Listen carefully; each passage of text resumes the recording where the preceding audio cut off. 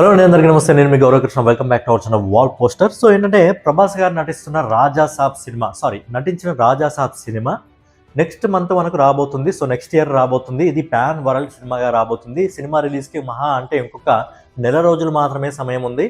అంటే ఆల్మోస్ట్ ఒక 25 రోజులు అనుకోండి. 25 రోజులు మాత్రమే సమయం ఉంది. ఇంకా రాజా సాబ్ నుంచి ఎలాంటి అప్డేట్స్ ఇవ్వట్లేదు. టీం ఎలాంటి అప్డేట్స్ ఇవ్వట్లేదు. లేట్ చేస్తుంది, ఎందుకు డిలే చేస్తుంది అని మనం అనుకుంటున్నాం కదా. కొన్నిసార్లు ఆలస్యంగా వచ్చినా చాలా అద్భుతంగా రావడం జరుగుతుంది. సో ఇప్పుడు రాజాసాబ్ విషయంలో కూడా అదే జరుగుతుంది.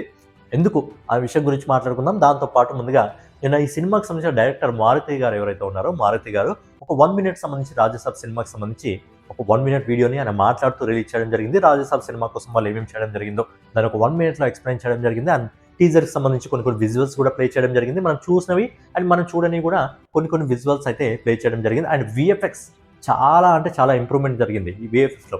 మనకు గ్లిమ్స్ వచ్చినప్పుడు విఎఫ్ఎక్స్లో కొంచెం అటు ఇటు అనిపించింది. టీజర్ వచ్చినప్పుడు సెట్ అయిపోయింది. ఇప్పుడు కంప్లీట్లీ ఆల్ రైట్. ఎందుకంటే సినిమా ముందే కంప్లీట్ అయిపోయింది. బట్ ఏంటంటే సినిమాకి సంబంధించిన విఎఫ్ఎక్స్ మీదే వీళ్ళు ఎక్కువగా వర్క్ చేయడం జరిగింది. సో రాజాసాబ్కి సంబంధించి. సో అలాగే సినిమాకి సంబంధించిన బడ్జెట్ ఆల్మోస్ట్ 400 కోట్ల రూపాయలు. ఎందుకంటే ఒక హర్రర్ ఇంకా కామెడీ జానర్లో ఈ సినిమా రావడం జరుగుతుంది. దాంట్లో విఎఫ్ఎక్స్గా యూజ్ చేయడం జరుగుతుంది. హర్రర్ మూవీ, దాంతో పాటు ఒక పెద్ద సెట్ని ఇప్పటివరకు మన వాళ్ళలో ఎవరు వేయని విధంగా అలాంటి పెద్ద సెట్ని అయితే వేయడం జరిగింది. సో ఓవరాల్గా రాజాసాబ్ సినిమాకి సంబంధించి ముందుగా మారుతి గారి గురించి మాట్లాడుకుందాం. సో మారుతి గారు ఇంతకుముందు కూడా ఫ్యామిలీ ఎంటర్టైన్మెంట్ సినిమాలు తీయడం జరిగింది. ఆయన ఒక హర్రర్ మూవీ కూడా తీయడం జరిగింది. ఇది ప్రేమ కథా చిత్రం. సో ఆ మూవీని తీయడం జరిగింది. మళ్ళీ ప్రభాస్ గారికి పర్టికులర్గా ఈ చిత్రం ఎందుకు చూజ్ చేసుకోవడం జరిగింది? బేసిక్గా మారుతి గారు అంటేనే మీకు పర్టికులర్గా మీరు సింపుల్గా చెప్పచ్చు, మారుతి గారు అంటే కామెడీ ఎంటర్టైన్మెంట్. మారుతి గారు బేసిక్గా అలాంటి సినిమాలు ఎక్కువ చేయడం జరుగుతుంది. మరి ఎందుకు ప్రభాస్ గారిని మళ్ళీ ఇలా కామెడీ యాంగిల్లో చూడాలనిపించింది అంటే, గారు పాన్ ఇండియా వైజ్గా వెళ్ళాక ఆయన చాలా సినిమాలు రావడం జరిగింది. దాదాపు ఆల్మోస్ట్ ఒక 7 సినిమాలు రావడం జరిగింది. అన్ని కూడా కొంచెం సీరియస్ యాంగిల్లో ఉండే సినిమాలు. మీరు బాహుబలి చూసుకోండి, బాహుబలి 2 చూసుకోండి, రాధేశ్యామ్, సాహో, ఆదిపురుష్, రీసెంట్గా వచ్చిన సలార్, కల్కి, ఇవన్నీ కూడా మనకు ఒక సీరియస్ మోడ్లో వెళ్ళిపోయాయి. ప్రతి దాంట్లో డిఫరెంట్ జానర్ అయినప్పటికీ అన్ని కూడా సీరియస్ రోల్లోనే ఆడియన్స్ చూడడం జరిగింది 2015 నుంచి 2025 వరకు. సో అందుకే మారుతి గారు ప్రభాస్ గారిలో ఏదైతే బుజ్జిగాడు కామెడీ యాంగిల్ ఉందో ఆ యాంగిల్ని ప్రపంచవ్యాప్తంగా ప్రేక్షకులకు చూపించాలిగా, మెయిన్గా నార్త్ ఆడియన్స్కి చూపించగలగాలి. ఎందుకంటే ప్రభాస్ గారిలో ఉన్న కామెడీ యాంగిల్ అనేది మనకు తెలుసు. బుజ్జిగాడు లాంటి సినిమాను మనం చూసాము. కాకపోతే వీళ్ళు నార్త్ ఆడియన్స్ చూడలేదు కదా. అందుకే ప్రభాస్ గారితో ఆ యాంగిల్ని తీసుకోవడంతో పాటు హర్రర్ మూవీ, బేసిక్గా నార్త్ ఆడియన్స్కి బాగా నచ్చే జానర్స్ ఏవంటే హర్రర్ జానర్ ఒకటి, డివోషనల్ జానర్ ఒకటి, యాక్షన్ మూవీస్. ఇవి 3 జానర్లు కూడా బాగా నార్త్ ఆడియన్స్ నచ్చుతాయి. సో అందుకే కామెడీ ప్లస్ హర్రర్ ఈ రెండింటిని కలిపి మన ప్రభాస్ గారితో pan India super star, number 1 super star Prabhas గారితో ఈ సినిమాని తెరకెక్కిస్తున్నారు మారుతి. ఈ అమ్మాయికి ఏమి ఉండదు కూర్చుంది. తెలుగు ఆడియన్స్కి ప్రభాస్ గారిలో ఉన్న కామెడీ యాంగిల్ మనకంటే తెలుసు. కాకపోతే నార్త్ ఆడియన్స్ తెలియదు కాబట్టి అందుకే పెద్ద జానర్లో తీసుకురాబోతున్నా. అది కూడా ఒక డిఫరెంట్ జానర్లో ట్రై చేస్తున్నారు. ఎందుకంటే ప్రభాస్ గారి సినిమాలన్నీ కూడా డిఫరెంట్ జానర్కి సంబంధించిన సినిమాలు ఎక్స్పెరిమెంట్ చేస్తున్నారు కాబట్టి. సో ఇలాంటి ఎక్స్పెరిమెంట్ని పాన్ ఇండియాలో ఉన్న super star, number 1 super star experiment చేస్తున్నారంటే ఖచ్చితంగా అందులో మొదటి వరుసలో ఉంటారు ప్రభాస్ గారు. మరి ఈ సినిమాకి సంబంధించి ఎలాంటి కంటెంట్ కూడా ఇంకా ఎందుకు బయటికి రావట్లేదంటే, సినిమాకి సంబంధించిన ట్రైలర్ న్యూ ఇయర్ కానుకగా వస్తుందని చెప్పడం జరిగింది. కాకపోతే ఈ టైంలో రిలీజ్ చేస్తే కంటెంట్ ఏమవుతుందంటే, ఇప్పుడు బాలీవుడ్ మొత్తం ఒకటే నడుస్తుంది, Dhurandhar cinema. So Dhurandhar cinema ముందు ఎలాంటి అప్డేట్స్ వచ్చినా ఎక్కడా వినిపించట్లేదు. ఎందుకంటే బాలీవుడ్లో మొత్తం రివ్యూవర్స్ కానీ యూట్యూబర్స్ కానీ ఎవరైనా సరే ఓన్లీ దురంధర్ సినిమా గురించి మాట్లాడుతున్నారు. సో అఖండ 2 సినిమా వచ్చింది, అఖండ 2 సినిమా గురించి ఎక్కువ మాట్లాడుకుంటున్నారా అంటే లేదు. అలాగే రీసెంట్గా మనకు టాక్సిసిటీ నుంచి ఒక పోస్టర్ వచ్చింది. ఆ పోస్టర్ కూడా హైప్ వచ్చింది. బట్ పర్టికులర్గా బయటికి ఎక్కువగా వచ్చిందా అంటే లేదు. ఎందుకంటే దురంధర్ మ్యానియా ఏదైతే ఉందో ఆ మ్యానియా ఇంకా అయిపోలేదు.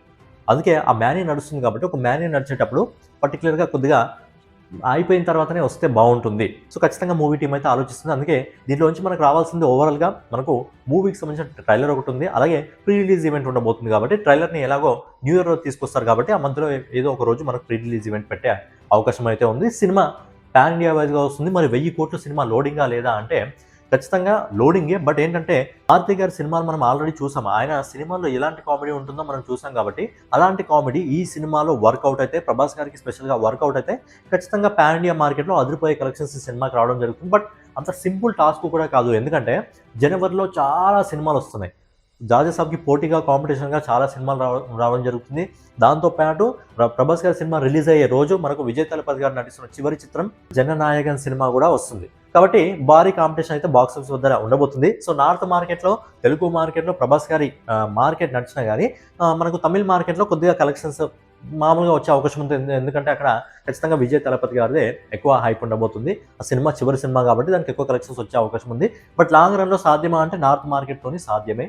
కామెడీ హర్రర్ మూవీ ఈ జానర్ అనేది కరెక్ట్‌గా క్లిక్ అయిందంటే అద్భుతంగా సినిమా ఈజీగా 1000 కోట్ల వరకు వెళ్తుంది. అలాగే 2026లో చాలా సినిమాలు 1000 కోట్ల సినిమాలు రాబోతున్నాయి. మరి ఎన్ని సినిమాలు 1000 కోట్లు అందుకుంటాయో తెలీదు కానీ ఖచ్చితంగా చాలా 1000 కోట్ల సినిమాలు చాలా రాబోతున్నాయి. రాజాసాబ్ కానివ్వండి, పెద్ది కానివ్వండి, పారడైస్ కానివ్వండి, డ్రాగన్ కూడా వచ్చే అవకాశం ఉంది. అలాగే టాక్సిక్ సిటీ వస్తుంది, దురంధర్ మూవీ వస్తుంది, రామాయణ పార్ట్ 1 వస్తుంది. సో ఇలా 1000 కోట్ల సినిమాలు చాలా ఉన్నాయి. 2026 అనేది ఇండియన్ బాక్స్ ఆఫీస్ టామియాన్ని మొత్తం ప్రపంచానికి చూయించే ఇయర్. ఖచ్చితంగా చాలా సినిమాలు 1000 కోట్ల రికార్డులు బద్దలు కొడతాయి. ఇప్పటి వరకు మనం చూసుకున్నట్టయితే 2022, 23, 24 ఈ 3 సంవత్సరాల్లో ప్రతి సంవత్సరం కూడా 2 సినిమాలు 1000 కోట్ల సినిమాలు రావడం జరిగింది. 2025లో మాత్రం ఒక్క 1000 కోట్ల కూడా సినిమా రాలేదు. దురంధర్ సినిమా ఆ లైన్‌లోకి వెళ్తుంది. బట్ 1000 కోట్లు అందుకుంటుందా లేదా అనేది చూడాలి గానీ ఇప్పటి వరకు ప్రతి ఇయర్ కూడా 2 సినిమాలు రావడం జరిగింది. ఈ ఇయర్ తప్ప 1000 కోట్ల సినిమాలు. సో నెక్స్ట్ ఇయర్‌లో మాత్రం 2 కాదు ఓవరాల్‌గా అర డజన్ పైగా 1000 కోట్ల సినిమాలు రాబోతున్నాయి. అన్నీ కూడా 1000 కోట్లు అందుకుంటాయా లేదా? వాటి బాక్స్ ఆఫీస్ స్టామినా ఏంటి? ఇంకోటి ఈ పెద్ద సినిమాలన్నీ వచ్చేటప్పుడు కూడా ఇండివిజువల్‌గా ఎవరీ డిఫరెంట్ మంత్స్‌లో వస్తే బాగుంటుంది అని చెప్పి పర్సనల్‌గా ఆడియన్స్ ఒపీనియన్ కూడా ఉంటుంది కాబట్టి ఫైనల్గా ఏదన్నమాట వీడియో మీకు నచ్చినట్లయితే ఖచ్చితంగా లైక్ చేసి కామెంట్ చేసి సబ్స్క్రైబ్ చేసుకొని మన వాల్ పోస్టర్ ఛానల్ని ఫాలో అవుతుంది.